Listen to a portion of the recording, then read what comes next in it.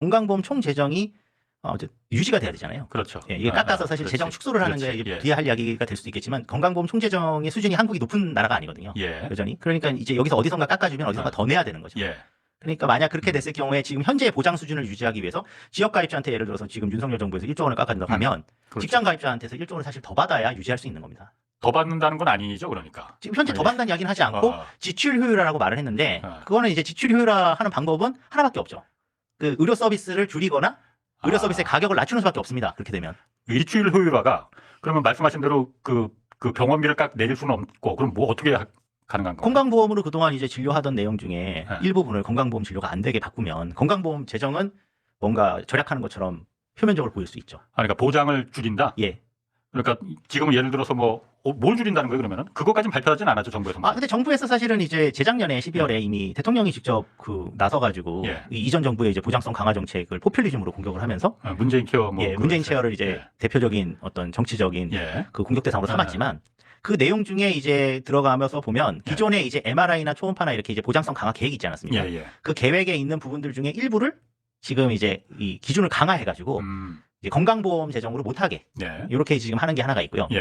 그리고 하나는 병의원을 이용하는 어떤 횟수가 많은 사람들이나 이런 사람들을 이제 제어하기 위한 장치를 가지고 이제 의료 서비스의 이제 행위 수를 줄이는 방식으로 지금 하겠다고 하는 게 원래 계획은 나와 있습니다. 근데 지금 입원하는 경우가 훨씬 중증이고 필요한 경우잖아요. 그렇죠. 예. 근데 입원 보장률이 우리가 지금 67%입니다.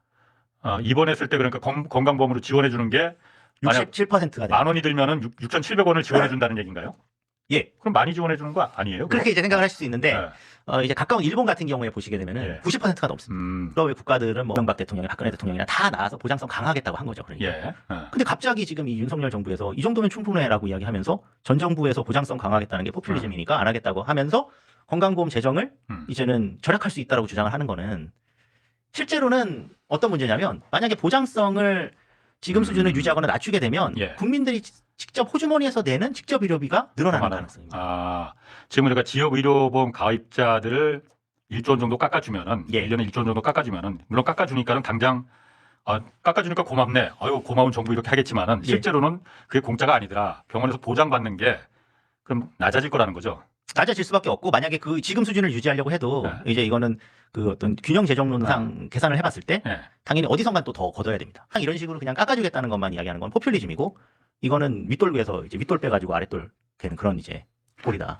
현실을 완전히 호도하고 있는 거죠. 왜냐하면 건강보험 보장성이 이렇게 높지 않은 나라에서 어쨌든 깎아준다고 하니까 다들 그러니까 거기 이제 박수 친 거 아니에요. 그러면 이것도 선거 때문에 그런 거예요, 그러면은?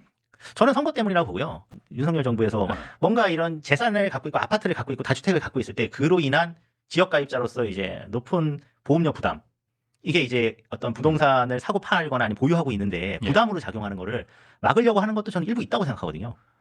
그러니까 부동산 보유 액수가 높아지면 그 자산 때문에 보험료, 건강보험료를 많이 내야 되니까 그 부분을 이제 좀 깎아주는 좀 착시 효과를 일종의 착시 효과를 좀 주기 위해서 하는 거다. 그리고 실제로도 지금 많이 깎여 있는 게 재산 점수라는 게 그냥 재산 저희가 사고 파는 매매가로 하는 게 아니고요. 과세 표준액으로 하거든요. 과세 표준액은 원래 공시지가에다가 저희 공정시장 가액 비율이라는 걸 하는데 이상한 거 하나 또 공정시장 가액이라고 그것도 그걸 이제 모르겠어. 근데 이제 그게 문재인 정부 때 100%까지 올리려고 하다가 이제 윤석열 정부 들어서 45%까지 떨어뜨린 상태거든요. 그러니까 사실 깎아준 거죠. 이미 그런 공제를 안 해도 이미 지금 재산보험료 많이 깎아준 상황인데 거기다가 지금 더 깎아주겠다고 한 맥락은 아무래도 저는 좀 여러 가지 부동산과도 관련이 있을 것 같다는 생각이 그런 의심도 분명히 의혹의 눈길도 분명히 좀 갈 수는 있는데 이번에 제가 지역 가입자들한테 그 한 달에 28,000원 그렇게 깎아주는 거 이게 좋게만 봐줄 거 아니다라고 지금 얘기하셨잖아요. 이번엔 일괄적으로 다 깎아줘 버린 거잖아요. 그러니까 왜냐하면 이제 공제액을 5천만 원에서 1억 원을 줬으니까 뭐 재산이 아주 많은 분들도 이제 그 아까 이야기한 과세 표준액에서 1억 원씩은 다 빼준 거죠. 그래 한 28,000원씩 한 달에. 근데 그게 또 과세 표준액에 따른 점수가 이제 이외에는 상한이 있기 때문에 어쨌든 이걸 깎아주게 되면 전부 다 혜택을 보는 거죠. 그러니까 몇백억 자산가든 몇천만 원 갖고 있는 극빈층이든 똑같이 이제 똑같은 비율로 다 깎아줬다는 거잖아요. 한국에서는 국가가 그만큼 지원 안 하는 유일한 나라이면서 그거는 지금 개선을 안 하고 직장 가입, 지역 가입자들 지금 1조 원 정도 그냥 깎아주는 거 선언만 하기 때문에 저는 그냥 이거 포퓰리즘이라고 계속 그냥 말씀드릴 수밖에 없는 정책입니다. 사실. 아니 자동차를 그러니까 4천만 원 갖고 있으면 그러니까 직장 말고 지역 가입자 같은 경우에는 건강보험료 부과 체계가 이제 자산하고 소득하고 그걸 판정해서 그 점수로다가 환산하는데 보험료 얼마나 이 사람이 재산이 있느냐 그리고 소득이 있느냐에 따라서 근데 그 재산 가치 중에 자동차가 들어가 있었던 거잖아요. 예. 4천만 원 이상 되는 한 12만 가구 된다니까. 예, 예. 그럼 이제 자동차는 그럼 없애버린 게 부가 기준에서 없애버린다면은 예. 오로지 그럼 모르다가 그러면은 이 보험료를 갖다가 기준을 삼는다는 거예요? 그러니까 지역가입자는 기본적으로 이제 종합소득 신고액에 대한 이제 소득에 대해서는 기본 깔고 가는 거죠. 거기다가 이제 추가로 재산, 자동차가 있었던 건데 재산은 이제 그럼 아파트 집밖에 없네, 부동산. 예, 그 재산을 예. 이제 그렇게 아까 이야기한 대로 공제액을 늘려준 거고 자동차는 없앴다 이렇게 보시면 되고요. 그 자산이 많은데 소득이 없는 사람들은 여러 가지 편법을 많이 써왔습니다. 물론 이제 이 케이스 말고도 예. 뭐 대표적으로 뭐 지금 얼마 전에도 언론에 나왔지만은 김건희 여사 과거에 뭐 2015년부터 2018년 뭐 코바나 콘텐츠 사장일 때 월급 200만 원으로 신고해서 당시 신고 재산이 60억이 넘는데 보험료는 7만 원 냈다는 거 아닙니까? 김건희 여사 그랬어요? 예. 보험료 그거밖에 안 냈어, 건강보험료. 예, 그래서 그거에 대해서 이제 어떻게 가능하지 그런데? 그건 직장 가입자였으니까 가능합니다. 근데 직장 코바나 가입 콘텐츠에 예. 대표지만 자기가 거기서 월급 받는 월급 사장이다 신고했으니까. 근데 월 200만 원을 신고했다는 거죠. 근데 이거는 과거에 이명박 대통령이 썼던 방법이거든요. 영포 빌딩 소유하고 있었잖아요. 그렇죠, 그렇지. 그 당시 이제 2000년에서 제 기억에 2002년인가까지 예.